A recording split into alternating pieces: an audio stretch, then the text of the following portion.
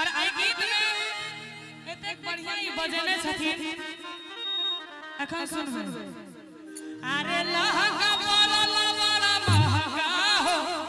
लहंगा बड़ा महंगा हो हमर सुंदर बनवा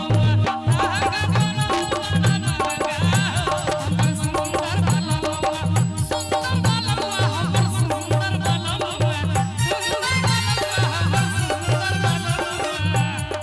खाली ताली नहीं बजा देबे सब गोटे लहंगा बड़ा अरे लहंगा बड़ा महंगा हो लहंगा बड़ा महंगा हो हमर सुंदर बनवा लहंगा बड़ा महंगा हो हमर सुंदर बनवा त कहां गिरलै टीकावा हे कहां रे गिरलै नथिया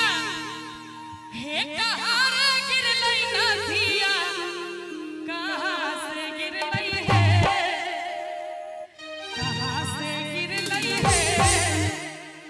कहां से गिरलै है कहां से गिरलै है कहां से गिरलै चौकी पर से ओ सब कहे छथिन बेला से कहां से गिरलै है कहां से गिरलै है मच्छरदानी सुतल पिया कहां से गिरलै है मच्छरदानी सुतल पिया कहां गिरलै टीकावा ओ सोरे गिरलै नथिया ओ सोरे गिरलै नथिया पलक से गिरलै है पलक से गिरलै है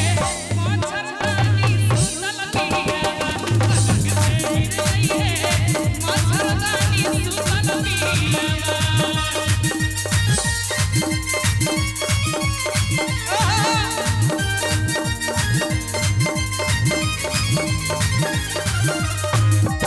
अरे दिया दिया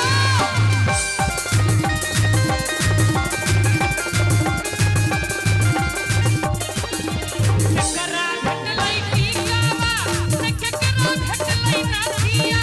से केकरा भेटलै नथिया से केकरा भेटलै है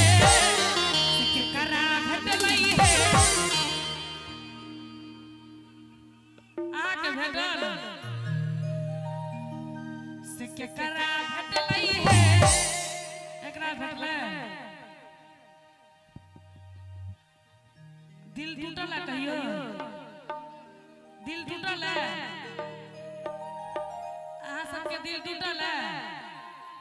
आ टोपी वाला छोरा के दिल टूटले ने भुसनी भुसनी भ गेल दिल